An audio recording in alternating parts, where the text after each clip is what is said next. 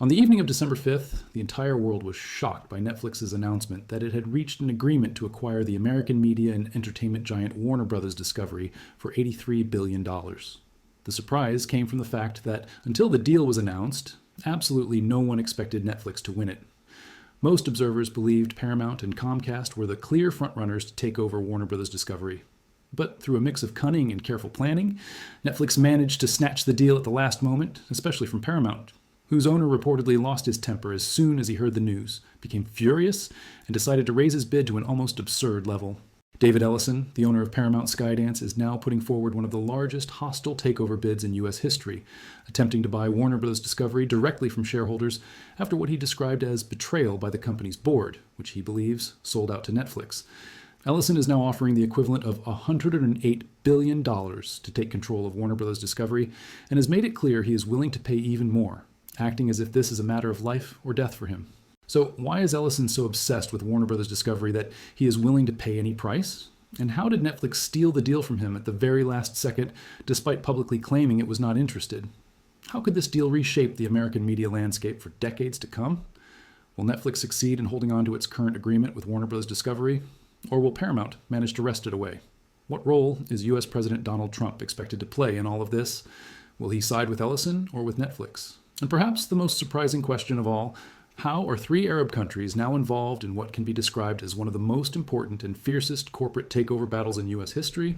These are some of the topics we are diving into today.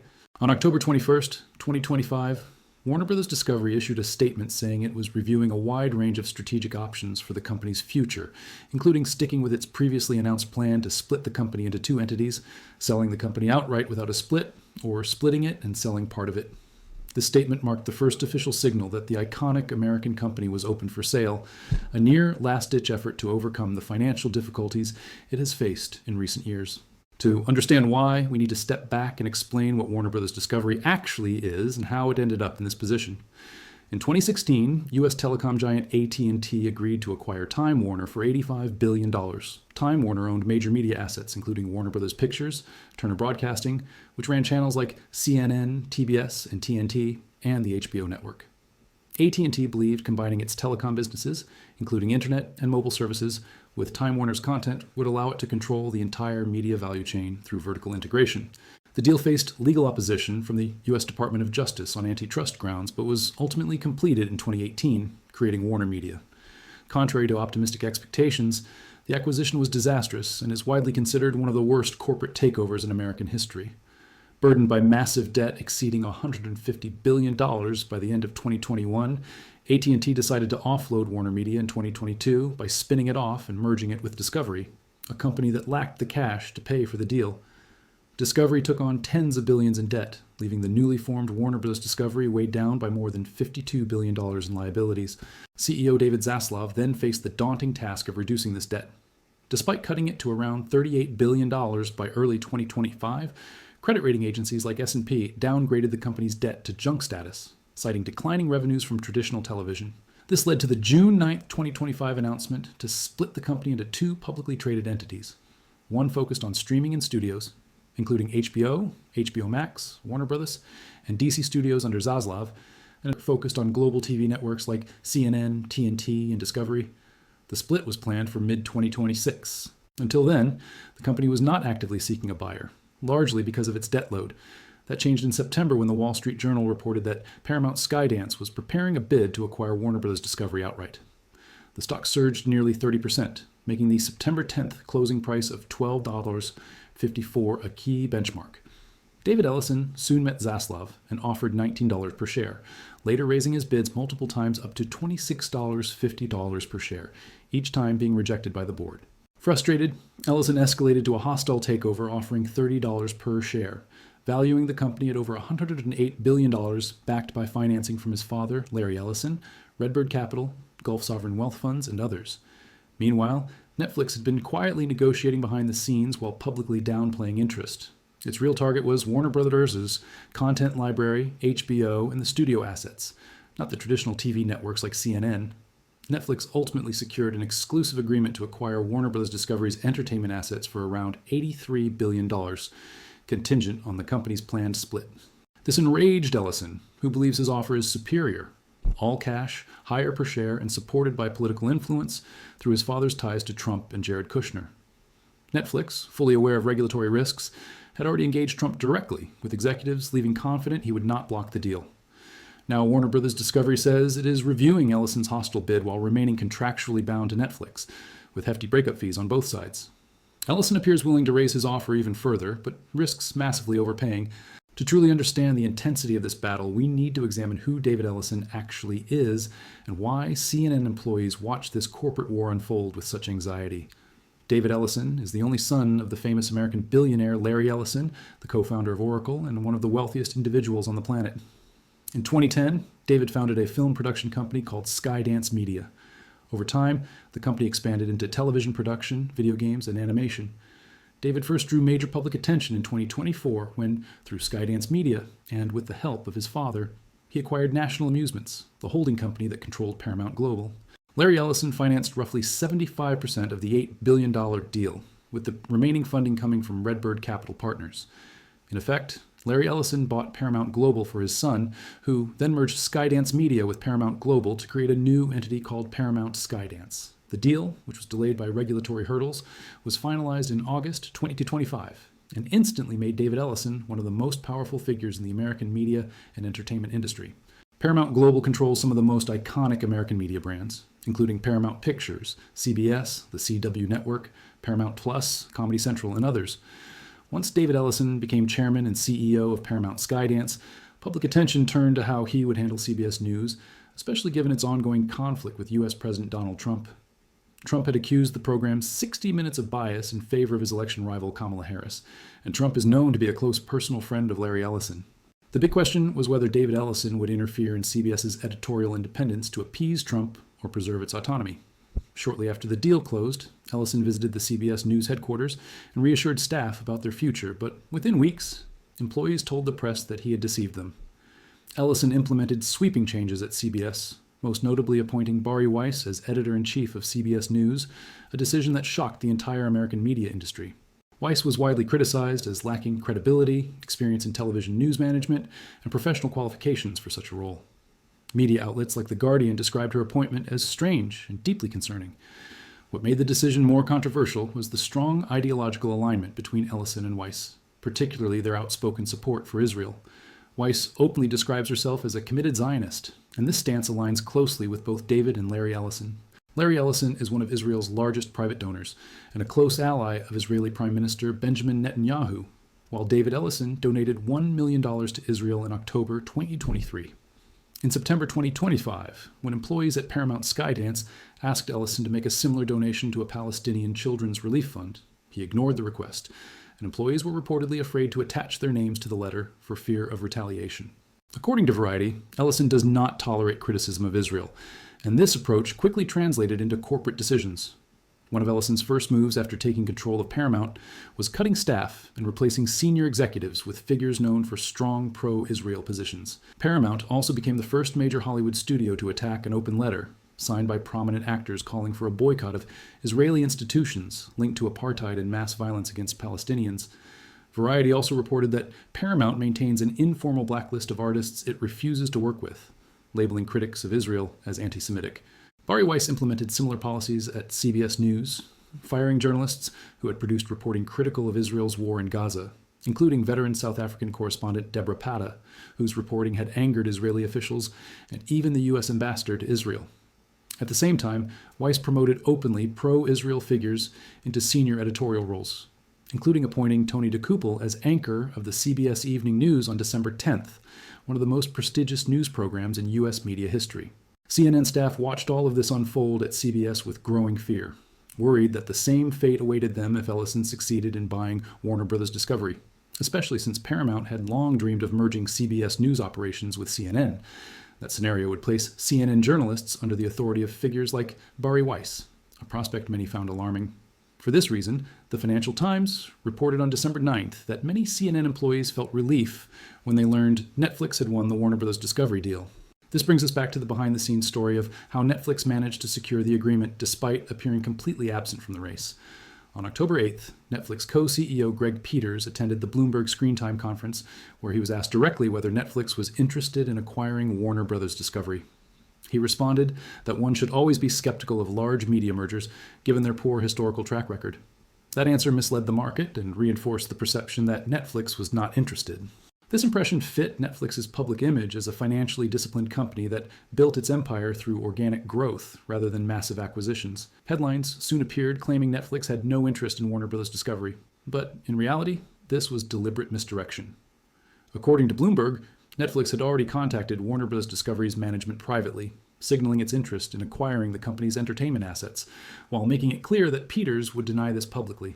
Netflix supported the plan to split Warner Bros. Discovery and focused solely on acquiring the streaming and studio business, including Warner Bros., HBO, and DC Studios, while leaving the traditional television networks like CNN to existing shareholders. Netflix's real target was the legendary Warner Bros. And HBO content library, which includes some of the most successful films and television series in history. By acquiring it, Netflix would not only gain the library, but also absorb roughly 128 million subscribers across HBO Max, Discovery Plus, and related services, dramatically strengthening its global position. After the Warner Bros. Discovery Board rejected David Ellison's third bid on October 13th, Ellison returned on November 20th with a fourth revised offer, raising the per-share price to $25.50, structured as 85% cash and 15% Paramount stock. The board remained unconvinced and demanded an all-cash deal, citing doubts about Paramount Skydance's valuation and debt burden. Ellison responded quickly, submitting a fifth all-cash offer on December 1st at $26.50 per share for the entire company without a split. Regulatory filings revealed that the financing relied on $11.8 billion from Larry Ellison, $24 billion from three Gulf sovereign wealth funds, $1 billion from Tencent, and additional commitments from Redbird Capital and Jared Kushner's affinity partners. The board rejected the offer due to concerns about financing guarantees and regulatory risk, particularly scrutiny from U.S. foreign investment authorities. The following day, Ellison prepared a sixth bid, raising the price to $30 per share and valuing the company at $108.4 billion, fully guaranteeing the equity portion through the Ellison family and Redbird, removing Tencent and stripping foreign investors of any governance rights. Ellison personally appealed to CEO David Zaslav in a series of messages, insisting the offer addressed all concerns and was not final, signaling willingness to pay more. Zaslav did not respond. That same night, reports emerged that Netflix had signed an exclusive agreement to acquire Warner Bros. Discovery's entertainment assets for approximately $83 billion, pending the company's planned split. Enraged, Ellison launched a hostile takeover on December 8th, offering $30 per share directly to shareholders. He argues his bid is superior to Netflix's, which values the entertainment business at $27.75 per share and excludes the television networks, while Ellison offers to buy the entire company for cash. Ellison also claims only he can secure regulatory approval, leveraging his father's ties to Donald Trump and Jared Kushner's influence. Netflix, fully aware of these political realities, had already met with Trump in mid-November, leaving confident he would not block the deal. Warner Bros. Discovery has said it is reviewing Ellison's offer while remaining bound to its agreement with Netflix, which includes multi-billion-dollar breakup fees on both sides. Under the terms of that agreement, Warner Bros. Discovery would be required to pay Netflix a breakup fee of $2.8 billion if it walks away from the deal, while Netflix would be obligated to pay Warner Bros. Discovery $5.8 billion if the transaction is blocked by regulators for any reason, including antitrust concerns. What is certain right now is that David Ellison appears willing to pay virtually any amount to acquire Warner Bros. Discovery. No one would be surprised if he raised his offer to $35 per share for a stock that was trading at around $12.50 just a few months earlier. But by doing so, he would be exposing himself and his partners to the risk of becoming trapped in a massively overpriced deal that may not make financial sense in the long run. The involvement of Gulf sovereign wealth funds in financing Ellison's bid adds another layer of complexity to this corporate battle. These funds, representing the financial power of oil-rich nations, are increasingly active in major American business deals. Their participation signals not just an investment opportunity, but potentially a strategic interest in shaping American media. The fact that 3 Arab countries are now involved in financing what could become one of the largest media acquisitions in U.S. history raises questions about influence, control, and the future direction of American entertainment and news. At the same time, the political dimension cannot be ignored. Donald Trump's relationship with Larry Ellison is well documented. The Oracle co-founder has been a longtime supporter and friend of Trump, which gives David Ellison a potential advantage in navigating regulatory approval. Trump's administration will ultimately decide whether to block or approve any deal on antitrust grounds, and the question of political favoritism looms large over this entire battle. Netflix, however, has not been passive. By meeting directly with Trump and leaving those meetings confident of approval, Netflix demonstrated its understanding of the political landscape.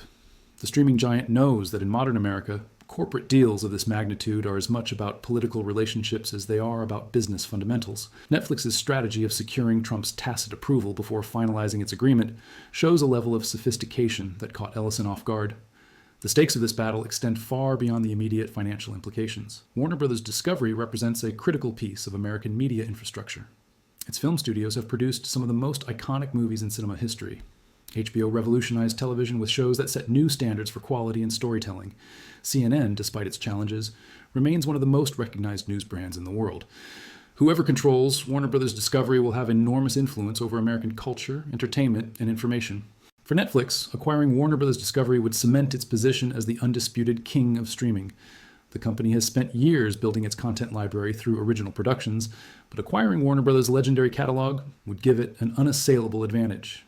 HBO Max subscribers would fold into Netflix's ecosystem, dramatically expanding its reach. The combined entity would dominate the streaming landscape in a way that no competitor could match. For David Ellison, this battle is about more than business. It's about legacy, power, and proving himself worthy of the empire his father built. Despite his wealth and connections, Ellison is still viewed by many as someone who inherited rather than earned his position. Winning Warner Bros. Discovery would validate him as a serious player in American media, someone capable of executing massive deals and competing with the biggest names in the industry. But there's a deeper question that this battle raises. What does it mean when media companies of this scale are bought and sold like commodities? Warner Bros. Discovery is not just a collection of assets on a balance sheet. It's a cultural institution that shapes how millions of people understand the world. The journalists at CNN, the creators at HBO, the filmmakers at Warner Bros., all of them will be affected by whoever wins this fight. The anxiety felt by CNN employees is not just about job security. It's about editorial independence, journalistic integrity, and the ability to report news without political interference. The experience at CBS under David Ellison's leadership has shown what can happen when ideological commitments override professional journalism standards. If the same approach were applied to CNN, it would fundamentally change the nature of American news media. This battle also reveals the precarious financial state of traditional media companies in the streaming age. Warner Bros. Discovery's crushing debt burden is a direct result of ill-conceived mergers and acquisitions in previous years. AT&T's disastrous acquisition of Time Warner created the very problem that now forces Warner Bros. Discovery to consider selling itself. The irony is inescapable. The company is being torn apart by a bidding war precisely because previous leaders tried to make it too big. The role of debt in corporate decision-making cannot be overstated. Warner Bros. Discovery's $38 billion debt load limits its strategic options and makes it vulnerable to takeover attempts. Companies drowning in debt cannot invest in growth, cannot compete effectively, and ultimately become targets for wealthier competitors. This is the trap that AT&T created and that David Zaslav inherited. As this corporate war continues, the American public watches with a mixture of fascination and concern. The outcome will determine not just who profits, but what kind of media landscape Americans will inhabit for decades to come. Will it be a landscape where Netflix's algorithm-driven approach dominates, where content is optimized for engagement metrics and subscriber retention? Or will it be shaped by David Ellison's ideological commitments, where editorial decisions reflect political loyalties rather than journalistic principles? The involvement of Gulf sovereign wealth funds adds yet another dimension. These funds represent governments with their own interests and agendas. While they may be passive investors in theory, their financial power gives them influence. The question of whether foreign governments should have significant stakes in American media companies is one that regulators will need to grapple with, regardless of which bid ultimately succeeds. And that brings us to the core question of this episode. In your opinion, who will ultimately win the battle for Warner Bros. Discovery? Will it be Netflix, using its financial discipline and political savvy to hold onto its agreement? Will it be Paramount Skydance and its partners, willing to pay any price and leveraging political connections to force their way in? Or will the company ultimately not be sold at all, continuing with its current breakup plan and leaving both suitors empty-handed? The answer will shape the future of American media. It will determine who controls the stories we watch, the news we consume, and the cultural touchstones that define our society. This is not just a business transaction. It's a battle for influence, power, and the soul of American entertainment. I'll be following your answers in the comments. If you enjoyed this episode and would like to see more, make sure to subscribe to the channel, and we'll see you again in future episodes. God willing. Goodbye.